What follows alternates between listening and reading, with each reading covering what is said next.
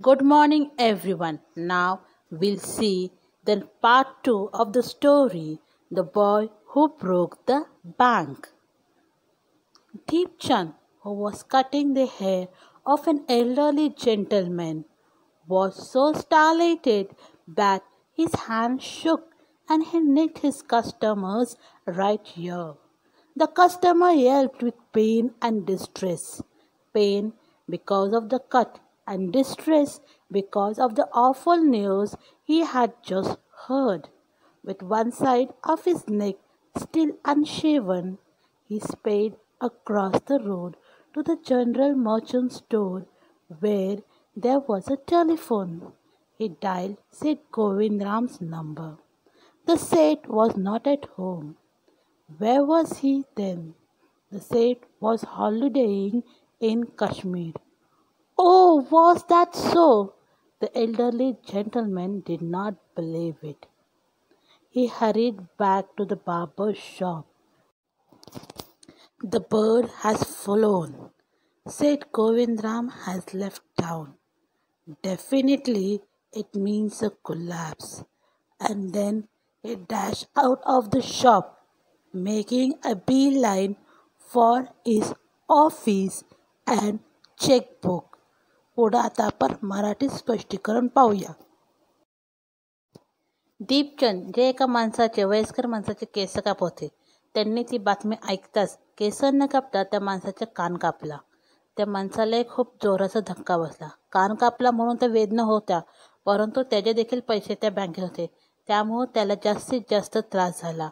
मग तो पुढं पळू लागला. तो दुकानातून निघाला व थेट पळत पळत समोरच्या दुकानाकडे गेला.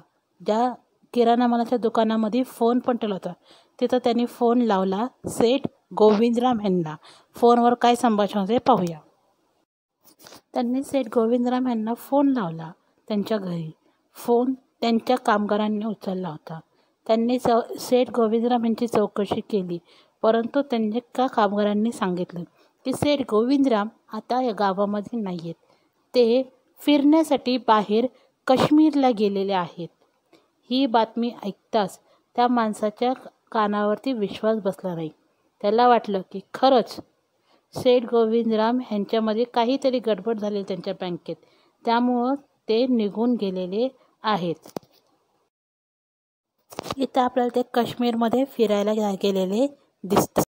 परंतु ज्या व्यक्तींनी सेठ गोविंदराम यांना फोन लावून चौकशी केली की सेठ गोविंदराम कुठे आहेत, त्यांना कळालं की ते इथं नाही, बाहेर काश्मीरला फिरायला गेलेत. ते परत माघारी त्या बार्बरच्या शॉपमध्ये आले आणि ते सांगू लागले द बर्ड हॅज फ्लोन, म्हणजे तो माणूस इथून निघून गेलेले आहे. सेठ इथं गावामध्ये. ह्या बातमीमुळे सगळ्यांना पक्के खबर झाले की बँकेत काहीतरी घोटाळा झालेला आहे, त्यामुळे सेठ गोविंदराम यांनी गाव सोडून बाहेर निघून गेलेले. पुढं काय घडतं? The news spread through the bazaar with the rapidity of forest fire. From the general merchants, it traveled to the shop, circulated among the customers, and then spread with them in various directions to the betel seller, the tailor, the free vendor, the jeweler, the beggar sitting on the pavement. Old Ganpat, the beggar, had a crooked leg. He had been squatting on the pavement for years, calling for alms.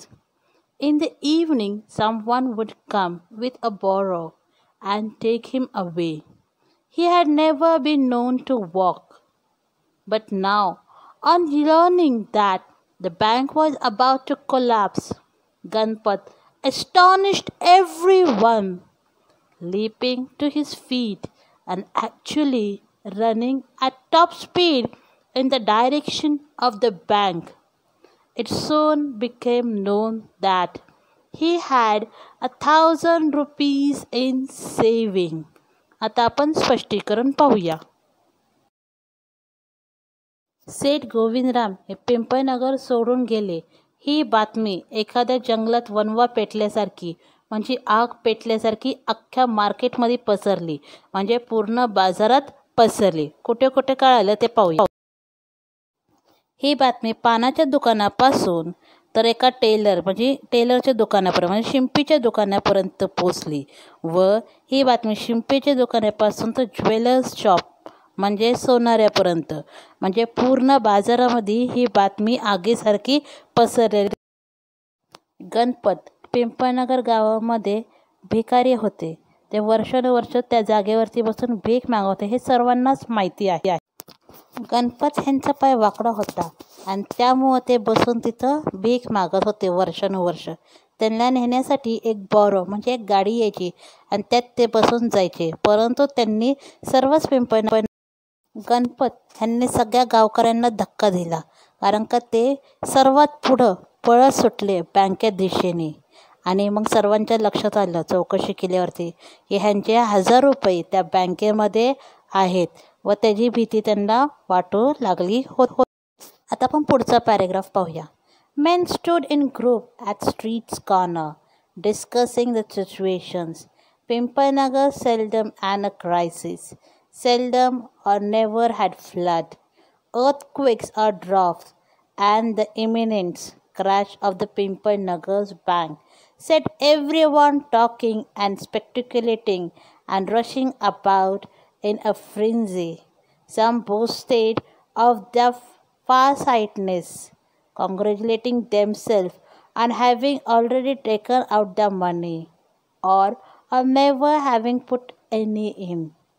Others speculated on the reason for the crash, putting it all down to excess indulged in by said Govindram. The seed had fled the state, said one. He had fled the country, said the another. He was hiding in Pimpalnagar, said a third. He had hanged himself from the tambourine seed, said a fourth, and had been found that morning by the sweeper boy. पुढं आपण ह्याचं आता मराठीत स्पष्टीकरण पाहूया. आता गावामध्ये एकच चर्चा रंगली की सेठ गोविंदराम हे कसे बँकेमध्ये बुडले व ते निघून गेले. काही जण स्वतःला खूप हुशार समजू लागले की बरं झाले आपण आधीच पैसे काढून घेतले. तर काही जण म्हणले आपण खूप हुशार आहोत की आपण त्या बँकेत पैसे ठेवले नाही, कारण का ही बँकेची घटना खूप मोठी होती त्या गावासाठी. या गावामध्ये कधीच भूकंप झाला नव्हता किंवा दुष्काळ पडला नव्हता, काहीच झालेलं नव्हतं. कधी दुष्काळ नाही, काहीच नाही. परंतु ही बातमी त्यांच्यासाठी खूप मोठी होती म्हणून सगळ्यांसाठी चर्चेचा विषय बनले. तर काही जण म्हटले आपण खूप चांगले आहोत, बँकेत पैसे ठेवले नाही, बँकेतून पैसे काढून घेतले. तर काही म्हटले की अरे बापरे, सेठ गोविंदराम निघून गेले. तर काही जण म्हणले नाही नाही, ते पिंपळनगरमध्येच आहेत. तर काही जण म्हटले त्यांनी झाडाला फाशी घेतली व त्या झाडूवाल्या मुलांनी पाहिली, त्यामुळं सर्वांना सगळी गोष्ट. By noon, the small bank had gone through all its ready cash, and the harassed manager was in a dilemma. Emergency fund could only be obtained from other bank some 30 miles distance, and he wasn't sure he could persuade the crowd to wait until then, and there was no way of contacting said Govindram on his houseboat in Kashmir. People were turned back from the counters and told to return the following day. They did not like the sound of that, and so they gathered outside on the steps of the bank, shouting, "Give us our money or we'll break in and fetch the Seth. We know he is hiding in a safe deposit locker." Mischief maker who don't have a paisa in the bank joined the crowd and exaggerated their mood. The manager stood at the door and tried to palliate them. He declared that the bank had plenty of money but no immediate means of collecting it. He urged them to go home and come back the next day. आता आपण मराठी स्पष्टीकरण पाहूया. दुपारी बँकेसमोर पूर्ण गर्दी जमा झाली. या गर्दीला बँकेचा मॅनेजर समजून सांगू लागले की त्यांच्याकडं पैसे आहेत, परंतु ते आत्ताच्या आत्ता लवकरात लवकर पैसे त्यांना परत देऊ शकत नाही. परंतु काही जे खोडकर लोक होते ते खूप आवाज करू लागले, गोंधळ घालू लागले व ते समजून ऐकण्याच्या परिस्थितीत नव्हते. बँक मॅनेजरने त्यांना बाहेर जायला सांगितलं, परंतु ते ओरडू लागले की आम्हाला आत्ताच्या आत्ता पैसे हवे आहेत. मॅनेजर त्यांना म्हटलं की तुम्ही उद्या येऊन पैसे घेऊन जा, परंतु ह्या गर्दीला काहीही समजले नाही. ते म्हटले की नाही, आत्ताच्या आत्ता आम्हाला पैसे हवेत. पुढं काय घडलं ते पाहूया. असं बोलत त्या गर्दीतून एका व्यक्तीने दगड उचलला व बँकेच्या दिशेने फेकला आणि त्यामुळे बँकेची काच फुटली. Nathu arrived next morning to sweep the steps of the bank. He saw the refuse and the broken glass and the stones cluttering the steps.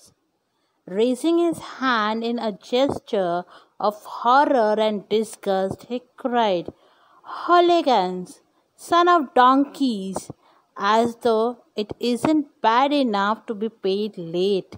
It seems my work had also to be increased." He smote the steps with his broom, scattering the refuse. "Good morning, Nathu," said the washerman boy, getting down from his bicycle.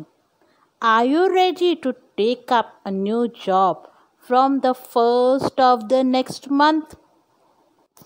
आता आपण मराठीमध्ये याचं स्पष्टीकरण पाहूया.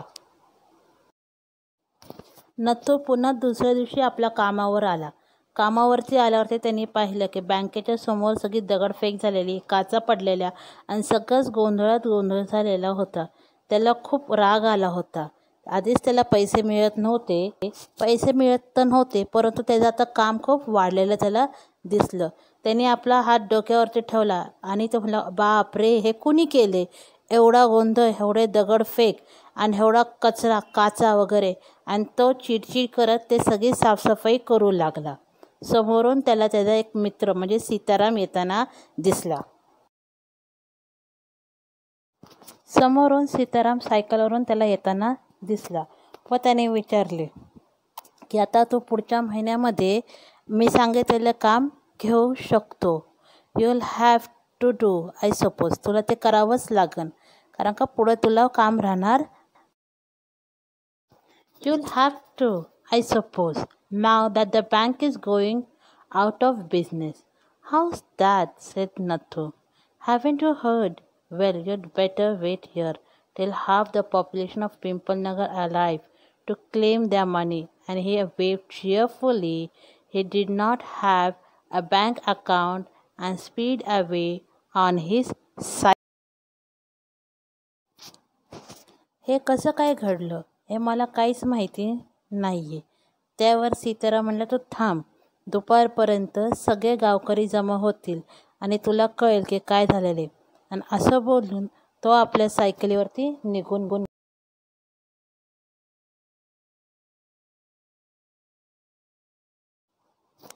Nathu went back to sweeping the steps, muttering to himself.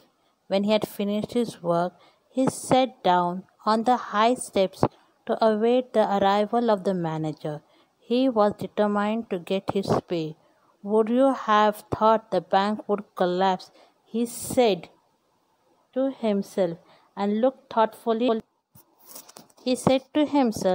thoughtfully into the distance. "I wonder how it could have happened." म्हणजे नथू स्वतःशीच बोलू लागला की आता मी बँकेसमोर थांबतो, मॅनेजर आला त्याला विचारतो की हे पैसेचं घोळ कसं झालं आणि बँकेमध्ये काय घोळ झालेला आहे. तो मॅनेजरला विचारत होता की बँकेमध्ये काय घोळ झालेला आहे, बँक खरंच बुडणार आहे का, आणि माझे पैसे तुम्ही कधी देऊ शकता. आणि तो स्वतःशीच विचार करू लागला की कालपर्यंत बँकेचं सगळं चांगलं होतं आणि हे अचानक कसं घडलं. अशारित्या पिंपळनगरमधली बँक जी सेठ गोविंदराम यांच्या मालकीची होती एकाच चुकीमुळं किंवा स्वीपरबॉयच्या चुकीमुळं त्याच्या बोलण्यामुळं अख्ख्या गावात पसरली व ती बँक डुबली असं जाहीर करण्यात. रस्किन बॉन्ड ह्यांनी या गोष्टीतून आपल्याला सांगितलं की अफवा कशी लवकरात लवकर पसरते व अफवामुळे कसं माणसाचं नुकसान होऊ शकतं हे त्यांनी आपल्याला ह्या गोष्टीतून समजून सांगितलेलं